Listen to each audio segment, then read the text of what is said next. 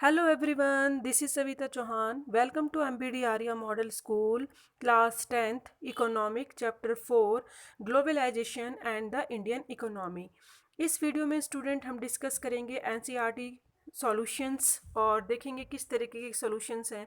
First question है, what do you understand by globalisation. Explain करो अपने वर्ड्स में, आप ग्लोबलाइजेशन से क्या समझते हैं।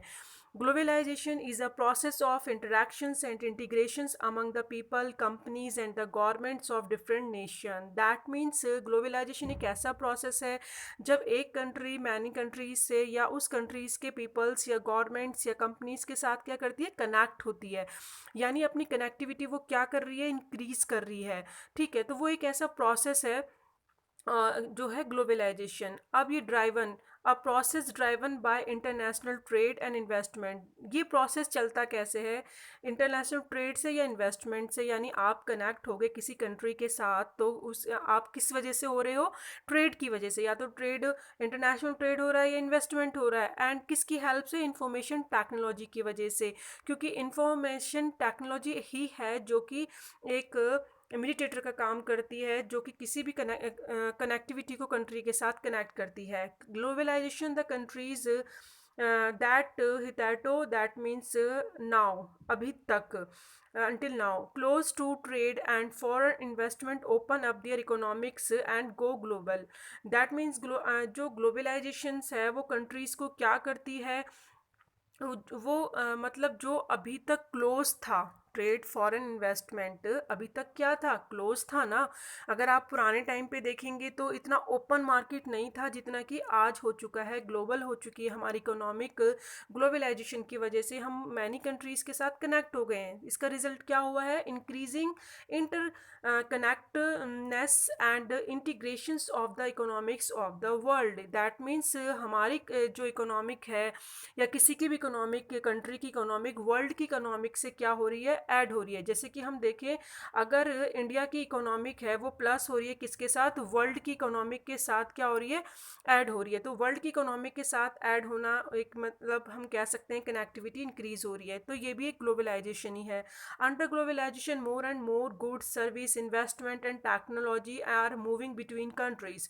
जब ग्लोबलाइजेशन होता है तो दैट मीन्स गुड्स भी एक कंट्री से दूसरे कंट्री में जा रहा है, सर्विसेज भी जा रही हैं, इन्वेस्टमेंट भी जा रहा है, टेक्नोलॉजी भी मूव होता है। मतलब कंट्री टू कंट्री क्या हो रहा है, मूव हो रहा है। तो वो अंडर ग्लोबलाइजेशन ही कहलाता है। अब हम देखेंगे, in addition to goods, service, investment, technology there is a movement of people. यानी ये तो होता ही है, इसके साथ साथ एडिशन में क्या ऐड होके जाता है एक जगह से दूसरी जगह, जो कि ग्लोबलाइजेशन को इंक्रीज करता है, पीपल। यानी पीपल्स भी तो एक जगह से दूसरी जगह जाते हैं। क्यों जाते हैं, one country to another country in search of better income, better job, better education. तो इन सब चीज़ों के लिए पीपल एक जगह से दूसरी जगह जाते हैं ना। तो हमने अभी क्या पढ़ा है कि ग्लोबलाइजेशन की टर्म्स ऑफ कंडीशंस क्या हैं, यानी वो हम कैसे कह सकते हैं कि ग्लोबलाइजेशन है। तो हमने फर्स्ट में देखा कि भाई जब हम किसी कंट्री से कनेक्ट हो रहे हैं तो दैट मीन्स वहाँ की कंपनी, वहाँ के लोगों से कनेक्ट हो रहे हैं। और किसके थ्रू, इन्वेस्टमेंट, फॉरेन ट्रेड के थ्रू। और आजकल की जो इंफॉर्मेशन टेक्नोलॉजी है उसकी वजह से, क्योंकि पुराने टाइम पे स्टूडेंट आप क्या एक जगह बैठे हुए ट्रेड कर सकते थे, किसी से कनेक्ट हो सकते थे फ़ोन पे और या फिर ऑनलाइन मीटिंग कर सकते थे। लेकिन आज जो ये इन्फॉर्मेशन टेक्नोलॉजी है उसकी वजह से ही तो हम दूर बैठे हुए भी पास हैं सबके। और अंडर ग्लोबलाइजेशन जो है कि पहले जो क्लोज था, यानी जो इतने ट्रेड बैरियर्स थे, मार्केट इतना ओपन नहीं था एक कंट्री का दूसरी कंट्री के लिए, यानी हर कोई किसी भी कंट्री में जाके ट्रेड नहीं कर सकता था। लेकिन आज क्या हुआ है, ओपन हो गया है वो। और ग्लोबलाइजेशन की वजह से ही सर्विस, गुड्स, इन्वेस्टमेंट एक जगह से दूसरी जगह जा रहा है। अब ये तो जाता ही है, गुड्स, टेक्नोलॉजी, सर्विसेज, इन्वेस्टमेंट, तो ठीक है मूवमेंट हो ही रही है। लेकिन साथ साथ ग्लोबलाइजेशन जब भी कहलाता है कि जब लोग भी एक जगह से दूसरी जगह जा रहे हैं, और किस वजह से, या तो बेटर इनकम, जॉब और एजुकेशन। तो ये तो था फर्स्ट क्वेश्चन का आंसर स्टूडेंट, जो इजीली आप लिख सकते हैं। सेकेंड है, what was the reason for putting barriers to foreign trade and foreign investment by the Indian government. Indian governments ने क्यों ट्रेड बैरियर लगाया था फॉरेन ट्रेड पे इन्वेस्टमेंट में। बैरियर मीन्स होता है यानी इंपोर्ट पे टैक्स लगाना, ठीक है। जब कोई बाहर से कोई सामान मंगा रहा है अपनी कंट्री में, अगर सामान आ रहा है तो उस पर हम क्या लगा देंगे, टैक्स लगा देंगे, इम्पोज करना टैक्स गवर्नमेंट के द्वारा, तो वो कहलाता है बैरियर। अब क्यों लगा रखा था पहले, क्योंकि why did it wish to remove these barrier, और फिर उसको हटा क्यों दिया। तो दो क्वेश्चंस पूछे स्टूडेंट, आपसे कोई भी क्वेश्चन पूछे तो आप उसके बिहाफ पे ही आंसर देंगे।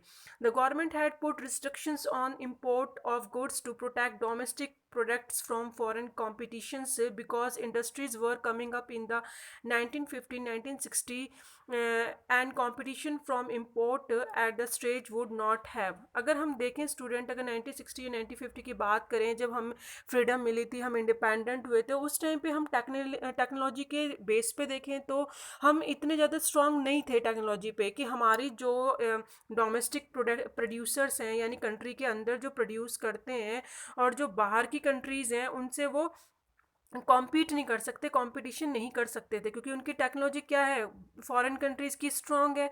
तो जो हमारी कंट्री है वो उसको क्या नहीं कर पाएगी, कंपटीशन नहीं दे पाएगी। तो इसीलिए उस टाइम पे बहुत ज़्यादा रिस्ट्रिक्शन गवर्नमेंट ने लगाए थे कि आप बाहर से सिर्फ एसेंशियल्स फूड्स आइटम्स वगैरह ही मंगा सकते हैं, बाकी सभी चीज़ों पे बैरियर था। Allow this industries to come up.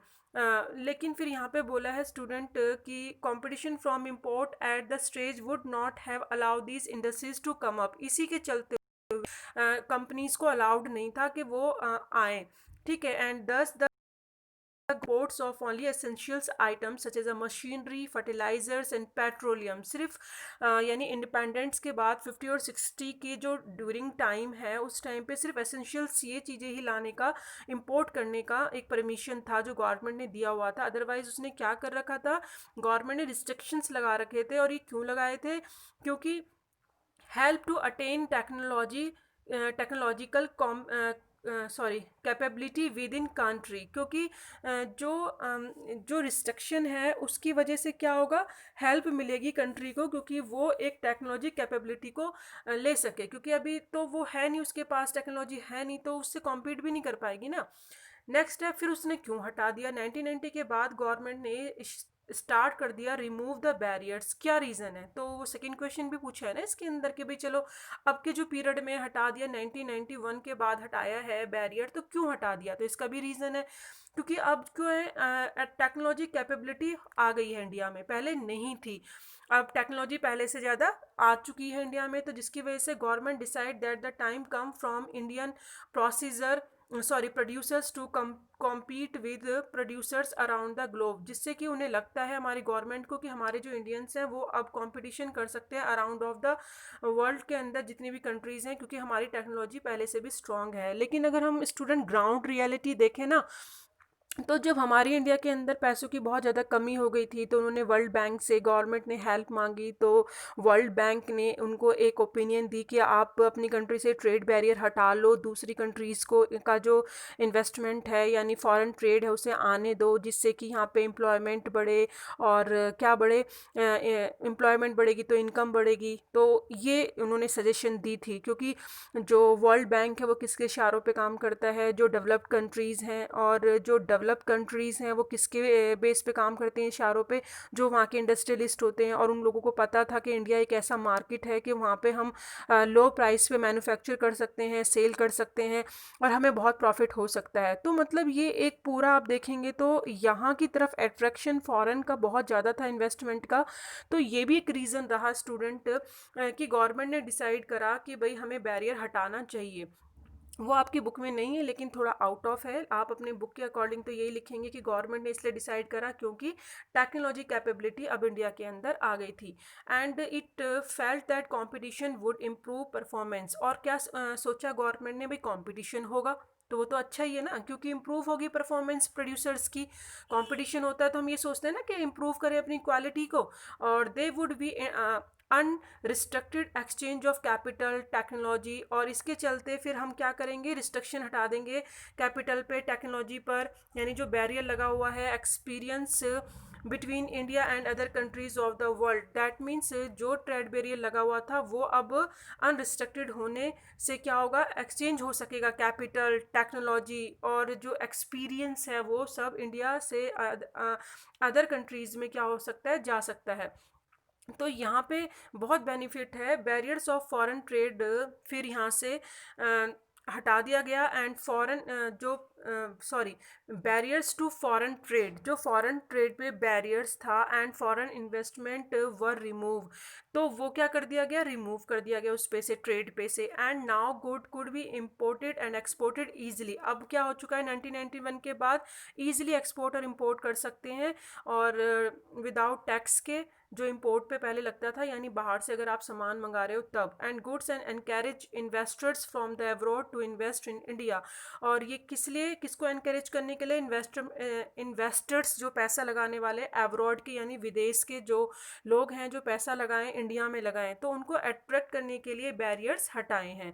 तो ये तो था क्वेश्चंस का आंसर जो अभी हमने आपने देखा कि क्यों बैरियर लगाया, बैरियर होता क्या है और बैरियर क्यों हटा दिया। नेक्स्ट क्वेश्चन में स्टूडेंट हम पढ़ेंगे how would flexibility in labour laws help companies. अगर लॉ में फ्लेक्सिबिलिटी होती है लेबर में, यानी आप अपने अकॉर्डिंग थोड़ा सा चेंज कर सकते हैं, तो उससे कंपनी को क्या हेल्प मिल सकती है। देखो, जो लॉ बनता है flexibility in labour law will help companies in being competitive and progressive. वो एक कॉम्पिटिटिव और एक प्रोग्रेसिव रोल प्ले कर सकता है flexibility. By easing up on labour laws company heads can negotiate wages. क्योंकि क्या होता है, कंपनी के जो हेड्स होते हैं, अगर लॉ में थोड़ा सा फ्लेक्सिबिलिटी है तो वो वेजिस को नेगोशिएट कर सकते हैं, कम या ज़्यादा कर सकते हैं। एंड टर्मिनेट एम्प्लॉयमेंट को ज़रूरी नहीं है परमानेंट रखें।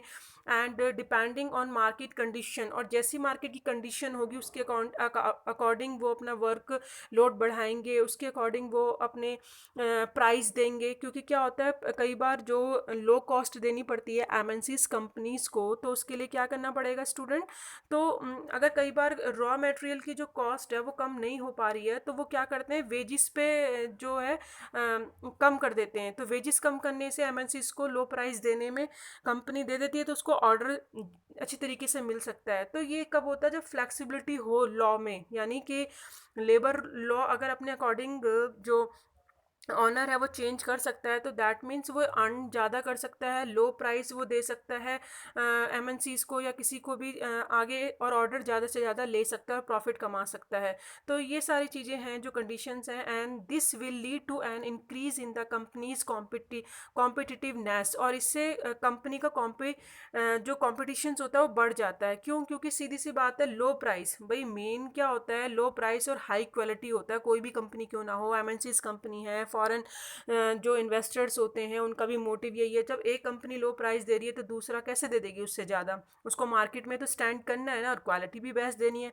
तो वो यही सोचेगा कि मैं कहाँ पे कॉस्ट को मतलब कट करूँ, मतलब कहाँ से अपनी कॉस्ट को कम करूँ।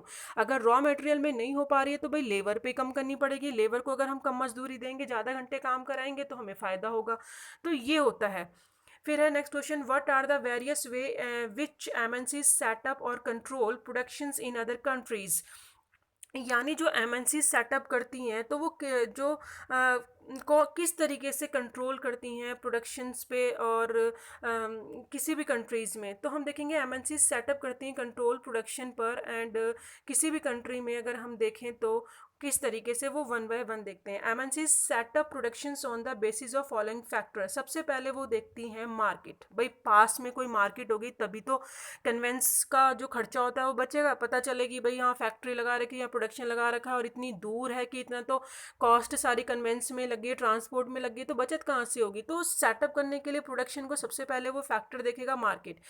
फिर देखेगा skill and unskilled labour law at cost, यानी जो टेक्नोलॉजी लेबर होते हैं, जिनको जो स्किल लेबर है या जो अनस्किल लेबर है, यानी जो सिर्फ मैनुअल वर्क करते हैं, हाथ का काम कर रहे हैं, तो दोनों की कॉस्ट कम होगी तो तभी तो उनको फ़ायदा होगा कि वो देखेंगे हमारे अवेलेबल है जहाँ पे हम फैक्ट्री लगा रहे हैं। और फिर नेक्स्ट देखेंगे रॉ मटेरियल वहाँ पे अवेलेबल है एट लो प्राइस पे, और गवर्नमेंट हमारे लिए जो पॉलिसीज़ बना रही है वो फेवर की है या नहीं। तो ये कंडीशंस तो वो कब देखते हैं, जब वो कि भाई प्रोडक्शन बेसिस पे देखती है एमएनसीज।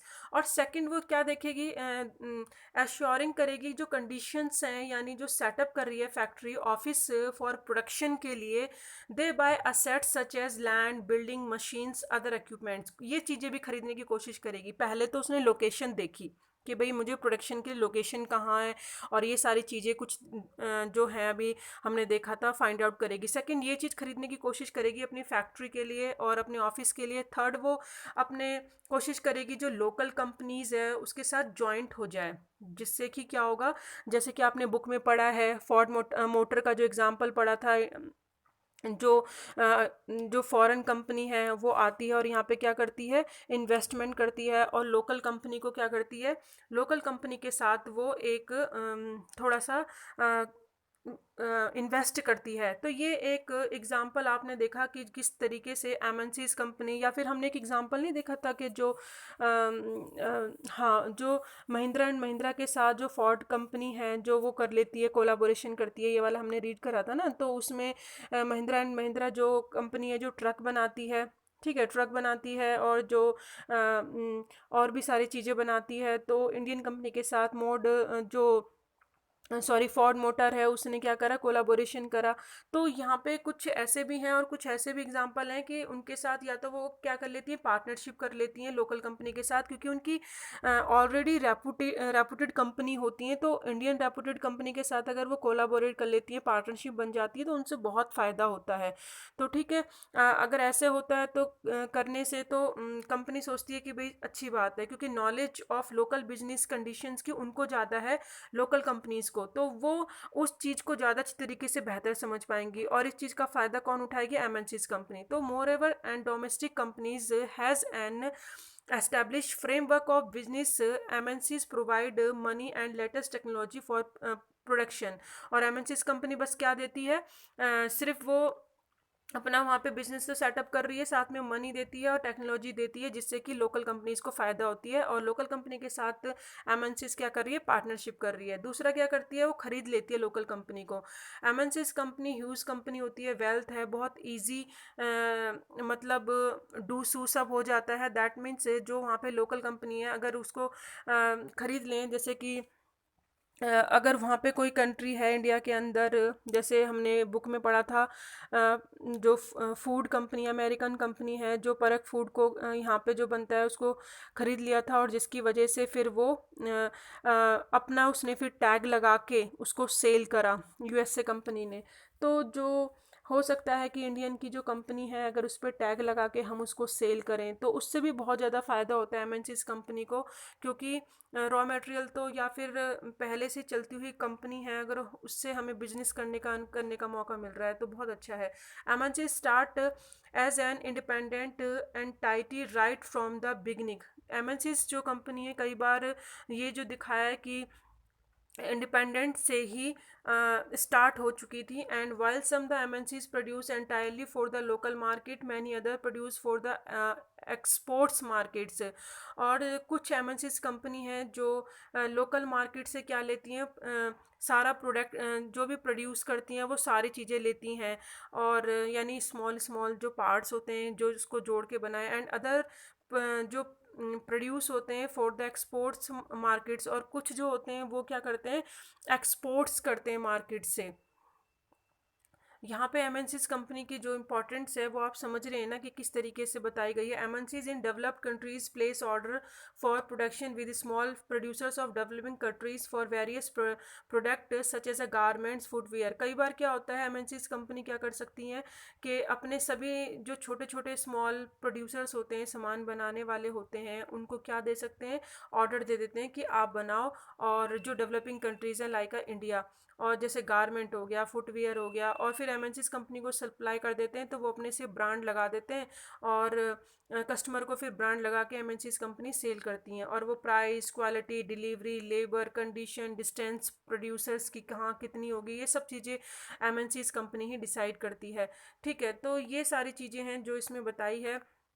फिर लास्ट में अगर हम कहें तो जो एमएनसीज हैं ओवरऑल अगर देखे जाए तो we see that there are a variety of ways, बहुत ऐसे तरीके हैं जो एमएनसीज अपने आप को पहले से स्प्रेड कर रही है, क्योंकि या तो वो जैसे मैंने बताया कि वो पार्टनरशिप करती है, पहले तो वो कहीं भी फैक्ट्री सेटअप करने के लिए लोकेशन देखती है, या फिर किसी के साथ उस कंट्री की लोकल कंपनी के साथ पार्टनरशिप करेगी, या फिर लोकल कंपनी को ख़रीद लेगी, या फिर वहाँ के जो सामान है वहाँ पे उस चीज़ को क्या करेगी, छोटे छोटे प्रोडक्ट बना के एक्सपोर्ट करेगी, या फिर वो क्या करेगी, जो मतलब स्मॉल मैन्युफैक्चरर हैं उनको ऑर्डर देगी बनाने के लिए, और फिर अपना ब्रांड लगा के उस चीज़ को बेचेगी। तो कई तरीके से एमएनसीज कंपनी क्या कर सकती हैं, अपने आप को स्प्रेड करती हैं और इंटरेक्ट करती हैं लोकल प्रोड्यूसर्स के साथ अलग अलग कंट्रीज़ में अक्रॉस द ग्लोब, यानी पूरे वर्ल्ड में। As a result production in these widely disperse location in getting interlink, और जिस वजह से जो लोकेशन जो हम देख रहे हैं कि वाइडली इतना डिस्पर्स हो रहा है लोकेशन, और इंटरलिंक बढ़ रहा है, ये सब किसकी वजह से, एमएनसीज कंपनी की वजह से। नेक्स्ट क्वेश्चन में अगर हम देखें तो why do develop countries want developing countries to liberalize their trade and investment।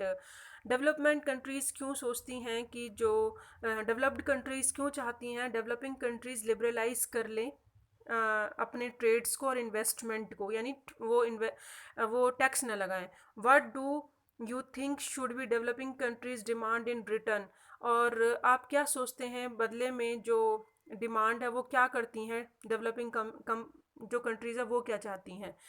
तो इसमें कहने का मतलब ये है स्टूडेंट कि जो डेवलप कंट्रीज़ हैं डेवलपिंग कंट्रीज़ को बोलती हैं to liberalise their trade and investment because the MNCs belonging to the develop countries, क्योंकि एमएनसीज कहाँ से आती हैं, डेवलप कंट्री से ही तो आती हैं।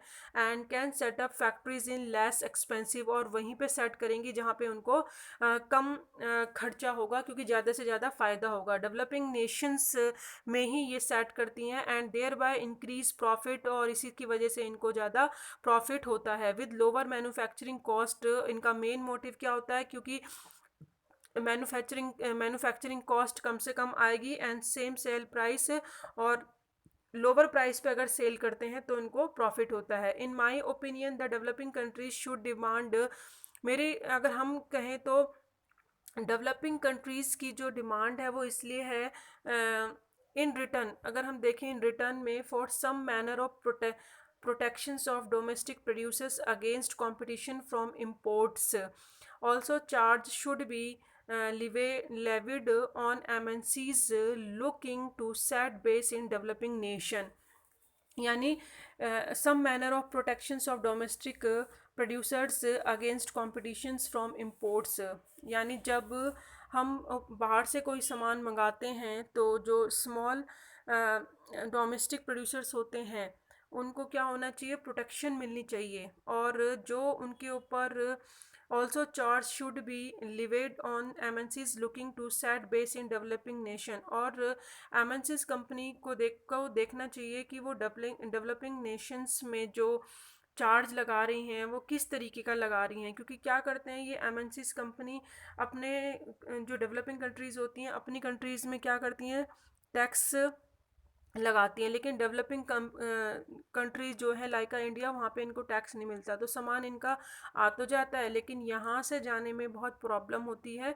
तो यहीं पे यही बोला है कि also charge should be levied on MNCs looking to set base in developing nation, इनको भी ऐसे ही चार्जेस सेटअप करने चाहिए जो डेवलपिंग नेशन है ताकि वो भी ग्रो कर सकें। In many opinion the developing countries should demand, यानी ये डिमांड है कि भाई जब आप, क्योंकि जो डब्ल्यू टी ओ है उसने क्या कर रखा है, रूल्स सेट कर रखे हैं, रेगुलेशन सेट कर रखे हैं कि भाई ट्रेड कैसे करना है, लेकिन किसके इशारों पे कर रखे हैं, जो डेवलप कंट्रीज़ हैं। तो ये डेवलप कंट्रीज़ है, ये इंडिया है, तो यहाँ पे तो इन्होंने लिबरलाइज कर दिया, टैक्स हटा दिया डब्ल्यूटीओ के अकॉर्डिंग रूल मान के, लेकिन जो ये डेवलप कंट्रीज़ हैं ये नहीं हटाती हैं अपने टैक्स को, तो हमारा सामान नहीं जा सकता, स्टॉप हो जाता है, लेकिन महंगा पड़ता है क्योंकि टैक्स लग जाता है। लेकिन अगर डेवलप कंट्रीज़ डेवलपिंग कंट्री में आती हैं, यहाँ पे इन्वेस्ट करती हैं, तो उनको टैक्स नहीं मिलता, जिससे उनका सस्ता मिल जाता है, और जो स्मॉल मैन्युफैक्चरर्स होते हैं वो कंपटीशन नहीं दे पाते हैं, इनके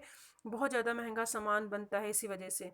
तो the impact of globalisation has not been uniform, जो ग्लोबलाइजेशन है उसके इम्पैक्ट के यूनिफॉर्म नहीं है, नहीं, क्योंकि अगर आप देखेंगे इसके पॉजिटिव भी हैं और नेगेटिव भी इम्पैक्ट हैं। Globalisation has resulted in more choice for customer, customer के लिए तो चॉइस है, क्वालिटी अच्छी मिलती है, लोअर प्राइस है, बहुत सारे प्रोडक्ट मिल जाते हैं, कंज्यूमर के लिए तो ये बहुत ही बेस्ट है। और लिविंग स्टैंडर्ड पहले से लोगों का हाई हुआ है अर्बन एरियाज़ में, क्योंकि जो प्रोडक्ट वो पहले नहीं खरीद सकते थे आज वो सस्ते होने की वजह से वो सब चीज़ें खरीद सकते हैं। MNCs have increased their investment developing countries like India industries such as a cell phone, automobile। जो MNCs कंपनी है तो इन चीज़ों में ज़्यादा प्रोडक्ट पे पैसा लगाती है, ऑटोमोबाइल पे, फ़ोन पे, इलेक्ट्रॉनिक्स पे, सॉफ्ट ड्रिंक्स पे। As a result new jobs मिलती हैं डेवलपिंग कंट्रीज़ में और वहाँ पे इनकम इंक्रीज़ होती है। तो यहाँ पे फ़ायदे बता रहे हैं अभी हम MNCs के। और लोकल कंपनीज़ जो हैं उन रॉ मटेरियल सप्लाई करती हैं MNCs कंपनी को, तो उनको फ़ायदा होता है। एक तो ब्रांड भी मिल जाता है, पैसे भी मिलते हैं, मार्केट भी मिलती है। और लोकल कंपनीज़ जो कंट्री में इंडिया में पहले से ही हैं वो एबल हो जाती हैं इन्वेस्टमेंट करने में न्यू टेक्नोलॉजी और प्रोडक्शंस मेथड में, क्योंकि उनको पता चल जाता है MNCs कंपनी किस मेथड से काम कर रही हैं, टेक्नोलॉजी यूज़ कर रही हैं। तो इंडिया की लोकल कंपनी भी इन्वेस्टमेंट करते हैं इसी तरीके की टेक्नोलॉजी पे और प्रोडक्शन पे, क्योंकि कंपटीशन करना है तो भाई हमें बिल्कुल देखना पड़ेगा सारी चीज़ें। They are successful in raising their production standard, और इससे क्या होगा, प्रोडक्शन का जो स्टैंडर्ड है वो इंक्रीज़ होगा अगर टेक्नोलॉजी अच्छी होगी। Globalisation has enable some large companies. अब जो ग्लोबलाइजेशन में कुछ बहुत ऐसी कंपनीज़ हैं इंडिया की जो खुद ही क्या हो गई हैं, मल्टीनेशनल कंपनीज़ बन गई हैं, जैसे टाटा मोटर्स है ऑटोमोबाइल की और इन्फोसिस है जो कि IT की है। तो खुद भी MNCs कंपनी बन सकते हैं और अपना फेम कर सकते हैं, नेम कर सकते हैं। Companies provide service particular the field of information and communication technologies have also benefited by globalisation. Companies जो हैं वो जो प्रोवाइड करती है services like information and communication technology से बहुत फ़ायदा हुआ है ग्लोबलाइजेशन को, क्योंकि आज बहुत सारे फील्ड में वर्क मिल रहा है सर्विसेज में, लाइक डाटा एंट्री में, अकाउंटिंग में, एडमिनिस्ट्रेशन टास्क में, इंजीनियरिंग में, इसमें जॉब ही जॉब मिल रही हैं। लेकिन अब हम MNC के नेगेटिव पॉइंट देखें तो creation a special economic zone has disrupted the lives of people who are displace such as tribals. यानी जो स्पेशल इकोनॉमिक जोन्स हैं जो इंडस्ट्रियलिस्ट के लिए इंडस्ट्री लगाने के लिए बनाए गए हैं, और वहाँ पे स्पेशल इकोनॉमिक जोन का मतलब क्या होता है, यानी जहाँ पे government special world class facilities provide कराती है और वहाँ पे इंडस्ट्री ज़्यादा होती हैं। ठीक है, और जैसे कि मुंबई पुणे का एग्जाम्पल है, इंदौर का है, ठीक है, तो गुजरात का है, ये यहाँ पे इंडस्ट्री बेल्ट आपको ज़्यादा मिलेंगी। और ये स्पेशल इकोनॉमिक जोन इसलिए होते हैं क्योंकि गवर्नमेंट यहाँ पे सारी फैसिलिटी प्रोवाइड कराती है और बाहर से फॉरेन इन्वेस्टमेंट को अट्रैक्ट करने के लिए किया जाता है ये। तो लेकिन उससे क्या होता है, जो वहाँ के लोगों की लाइफ है वो तो बिल्कुल क्या हो जाती है, डिस्टर्ब हो जाती है। और who are displace such as tribals, और मोस्टली जो ट्राइबल्स हैं उनको डिस्प्लेस होना पड़ता है वहाँ पे इंडस्ट्री लगाने के लिए, क्योंकि जो फॉरेस्ट है उनको रिमूव करना पड़ेगा या वहाँ से उनको हटाना पड़ेगा जो पहले से ही हैं सब चीज़ें, वहाँ पे जो लोग हैं या जगह है इंडस्ट्री सेट करनी है तो, क्योंकि वर्ल्ड क्लास फैसिलिटीज़ वहाँ पे प्रोवाइड की जाती है, इलेक्ट्रिसिटी हो गई, रोड हो गई, या कोई भी फैसिलिटीज़ क्यों ना हो। Sometimes to produce more electricity dams are constructed and their land is submerge and the people are left without any job. और यहाँ पे ये बोला है कि ज़्यादा से ज़्यादा इलेक्ट्रिसिटी प्रोड्यूस करने के लिए वहाँ पे जो प्लांट लगाए जाते हैं, कंस्ट्रक्ट की जाती है लैंड पे, तो वहाँ से जो लैंड सबमर्ज की जा रही है इस काम के लिए, तो वहाँ से लोगों को जगह छोड़ के जाने पड़ती है और कई बार, और वो भी बिना जॉब के। तो ये कितना बड़ा लॉस है। और फ्लेक्सिबिलिटी अगर लॉ की बात करें तो वो भी कितना बड़ा नुकसान है, क्योंकि गवर्नमेंट ने लॉ तो बना दिया फॉरेन को अट्रैक्ट करने के लिए, लेकिन ये क्या है, एक वर्जनिंग कंडीशन है वर्कर्स की, यानी बुरी से भी ज़्यादा बुरी। क्यों? क्योंकि जो अपॉइंट हो रहा है टेम्परेरी बेसिस पे और जो उनको अवॉइड की जा रही है पेमेंट ऑफ प्रोविडेंट फंड जो उनको नहीं मिलता है, यानी जब जॉब से रिटायर होंगे जो फंड मिलता है वो भी नहीं मिलेगा, अदर फैसिलिटीज़ नहीं मिलती हैं क्योंकि डेली वर्क करेंगे तभी पैसे मिलते हैं। ऐसा नहीं है कि काम अगर हमें कोई लीव लेनी है तो पैसे मिल जाएंगे, नहीं। तो और ओवर टाइम के करवाते हैं, उसके भी एक्स्ट्रा जो टाइम लेते हैं उसके पैसे भी नहीं देते हैं। अवर और जो works are paid low wages और बहुत कम मजदूरी दी जाती है, तो ये एक बहुत बड़ा लॉस है मज़दूरों के लिए। और स्मॉल प्रोड्यूसर्स के लिए तो बहुत ही ज़्यादा नुकसान है क्योंकि वो स्मॉल होते हैं और ग्लोबलाइजेशन जो प्रोड्यूस हो रहा है वहाँ पे अनेबल टू कॉम्पीट नहीं कर पाते हैं एमएनसीज कंपनी के साथ। ये बिग मैन्युफैक्चरर्स होते हैं और जो हमारे डोमेस्टिक किसी भी कंट्री के स्मॉल जो डोमेस्टिक मैन्युफैक्चरर होते हैं वो बड़े बड़े एमएनसीज कंपनी से कॉम्पीट नहीं कर पाते हैं। सेवरल यूनिट्स जो होती हैं वो शट डाउन हो जाती हैं, बंद हो जाती हैं, वर्कर जॉबलेस हो जाते हैं। इन इंडिया स्मॉल इंडस्ट्रीज़ अगर देखें इंडिया के अंदर जो ऐसी स्मॉल इंडस्ट्रीज़ हैं such as employ about 20 millions workers have been hit adversely, यानी इतने एम्प्लॉय हैं इसी इंडस्ट्री के अंदर जो कि क्या कर रहे हैं, इसी चीज़ को फेस कर रहे हैं। और क्योंकि जो फैक्ट्री बंद हो जाती है तो उसका मतलब काम भी नहीं मिलेगा।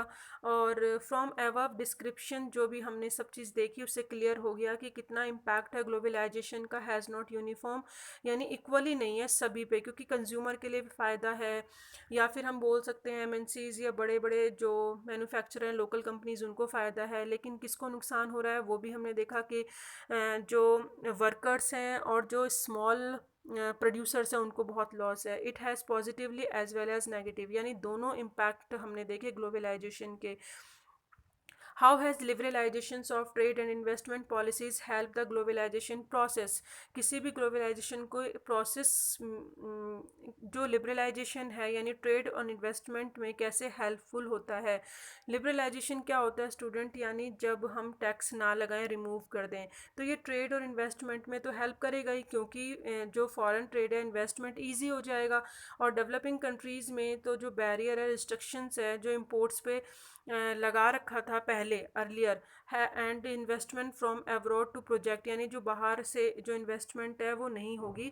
डोमेस्टिक प्रोडक्शंस जो को प्रोटेक्ट करने के लिए जो लगा रखा था टैक्स पहले, लेकिन to improve the quality of domestic goods these countries have remove the barriers. लेकिन जो अब इम्प्रूवमेंट हुई है क्वालिटी में डोमेस्टिक गुड्स में भी, तो उसके चलते हुए अब इन कंट्रीज़ ने भी क्या कर लिया है, बैरियर्स हटा लिए हैं। इसीलिए लिबरलाइजेशन एक ऐसा आगे के लिए हम कह सकते हैं ग्लोबलाइजेशन को स्प्रेड करने का एक बहुत बड़ा कनेक्टिविटी बनती है। क्यों? क्योंकि बिजनेस जो होता है वो अलाउ करता है कि अपने डिसीजन आप खुद लो, इंपोर्ट करो या एक्सपोर्ट करो, क्योंकि लिबरलाइजेशन के अंदर आप किस चीज़ को मंगाना चाहते हो, किस चीज़ को खरीदना चाहते हो, वो आपकी परमिशन है। And this has led to our deeper integrations of national economic. इससे नेशनल इकोनॉमिक एक हो रही हैं, एकीकरण हो रही हैं। जितनी भी आप देखेंगे होल मतलब इनटू वन कैंग्लो मिरेट होल, यानी दैट मीन्स अब वर्ल्ड के हम कोई भी जो नेशनल इकोनॉमिक है वो वर्ल्ड के साथ क्या हो रही है, जुड़ रही है, यानी प्लस हो रही है। तो दैट मीन्स अब एकीकरण पहले से ज़्यादा हो रहा है, इकोनॉमिक क्लोज हो रही हैं, पास आ रही हैं, एकीकरण हो रहा है उनका। And how does foreign trade lead the integrations of markets across countries. किस तरीके से फॉरेन ट्रेड इंटीग्रेशन कर रहा है मार्केट्स को, जबकि आप देखेंगे कि जो फॉरेन ट्रेड है अगर इतनी कंट्रीज़ हैं तो वो कैसे कनेक्ट हो रही हैं, तो मार्केट से कैसे जुड़ रही हैं, एक्सप्लेन करो विद एग्जांपल के साथ। तो इसमें बताने की कोशिश करिए जो फॉरेन ट्रेड है वो क्या करता है, इंटीग्रेशन मार्केट का करता है, बिकॉज क्रिएट एन अपॉर्चुनिटी मिलती है किसको, प्रोड्यूसर्स को, कि reach beyond the domestic markets, यानी अपने डोमेस्टिक मार्केट अपने देश की मार्केट्स में तो सामान बेच ही सकते हैं अपना, लेकिन साथ में वो मतलब सेल कर सकते हैं प्रोडक्ट को और दूसरी कंट्रीज़ में भी, मतलब ऑल ओवर द वर्ल्ड के अंदर जो ऑल कंट्रीज़ हैं वहाँ पे भी उस चीज़ को, सामान को वर्ल्ड के अंदर सेल कर सकते हैं। They can also compete in market, और कॉम्पीट कर सकते हैं मार्केट में located in other countries of the world, क्योंकि वर्ल्ड में जो दूसरी मार्केट के अंदर दूसरे प्रोडक्ट हैं दूसरे प्रोड्यूसर्स के, तो उनके साथ कॉम्पीट भी कर सकते हैं. The buyers to have a choice between the goods produced in different parts of the world. और जो बायर्स होते हैं, खरीदने वाले जो दूसरी कंट्री से सामान मंगा रहे हैं, तो उनके पास चॉइस है, वो जहाँ पे उनको सस्ता मिलेगा वहाँ से लेंगे. It enables to consumer to buy according to his requirements. और वो अब कंज्यूमर की रिक्वायरमेंट्स के जो कंज्यूमर हैं वो भी बाय करेंगे उनकी जो रिक्वायरमेंट्स है उसके अकॉर्डिंग. मतलब इतनी चॉइस है कि वो अब सामान अपनी चॉइस के हिसाब से ले सकते हैं, क्योंकि मार्केट में वैरायटी बहुत ज़्यादा आ गई है ना. कंपटीशन के चलते एमएनसीज कंपनी आ गई हैं जब से. Competition among the producer bring them closer to each other. और कंपटीशन के चलते हुए सभी जो प्रोड्यूसर्स हैं वो एक दूसरे के बहुत क्लोज आए हैं. और sometimes the producers of other countries setup joint venture. कई बार वो जो दूसरी कंट्रीज के साथ जॉइंट वेंचर कर लेते हैं, जिससे कि जॉइंट वेंचर के चलते हुए, जैसे कि ये है AIG have set up joint venture in insurance में.